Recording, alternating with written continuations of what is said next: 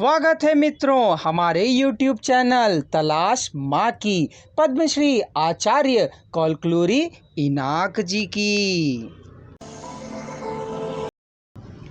कितने दिन 20 साल तक यह क्या सोच कोमली आश्चर्यचकित हुई और बोली, झूठ मत बोलो, तुमने शादी क्यों नहीं की। कोमली के स्वर में दबाव था।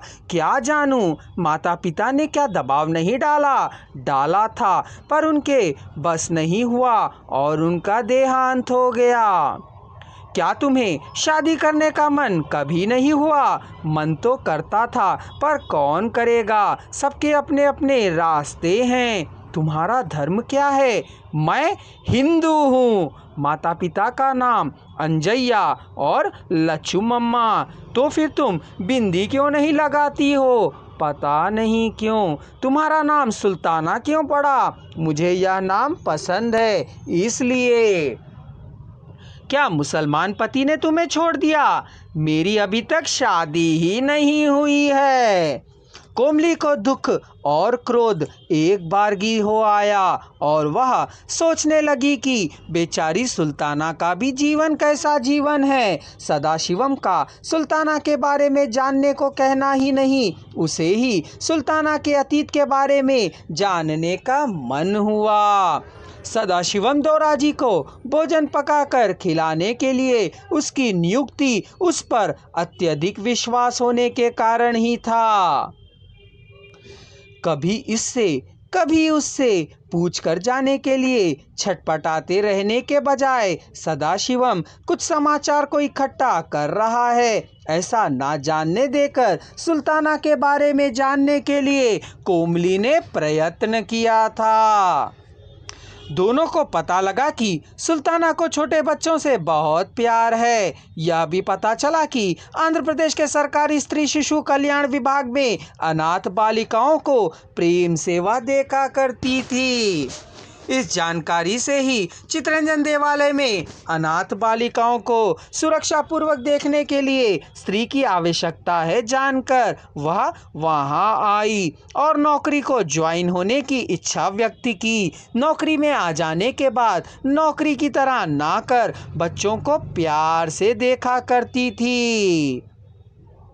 10 साल में सुल्ताना आया के रूप में ना रहकर माँ के रूप में परिवर्तित हो गई। बच्चों को अपने बच्चों की तरह देखने लगी थी। कालांतर में आया से रसोई बनाने वाली की तरह वह परिवर्तित हो गई।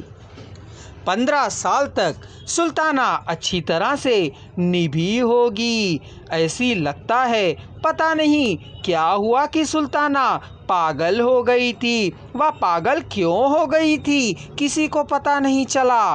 पागलपन की कोई चेष्टाएं नहीं थी। रोती हुई बैठी रहती थी। उसे नींद क्यों नहीं आती थी? वह बस जागती भी नहीं थी, ना खाती थी, ना पीती थी, ना स्नान करती थी। बस बुलाने पर बोलती तक नहीं थी, देखती भी नहीं थी, निशब्द रहा करती थी। इतने बड़े शहर में उसका जीवन निर्मानुष्य हो गया था। उसकी शादी करने के लिए माता पिता ने प्रयत्न किया, लेकिन उसने किसी को पसंद नहीं किया। उसके पास जमीन जायदाद नहीं थी, सुंदरता थी, लेकिन पागल थी। कोई उससे विवाह करने के लिए आगे ही नहीं आया। वह भी अनासक्ति भाव में रह गई थी।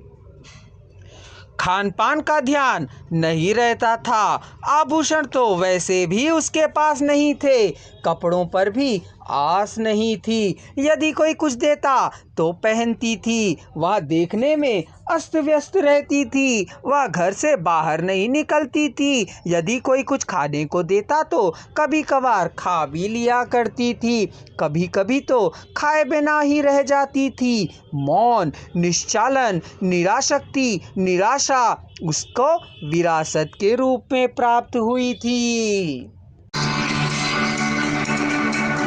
हमारे चैनल को सब्सक्राइब कीजिए और चैनल में उपलब्ध सभी वीडियो को सुनकर पुस्तक का भरपूर आनंद लीजिए।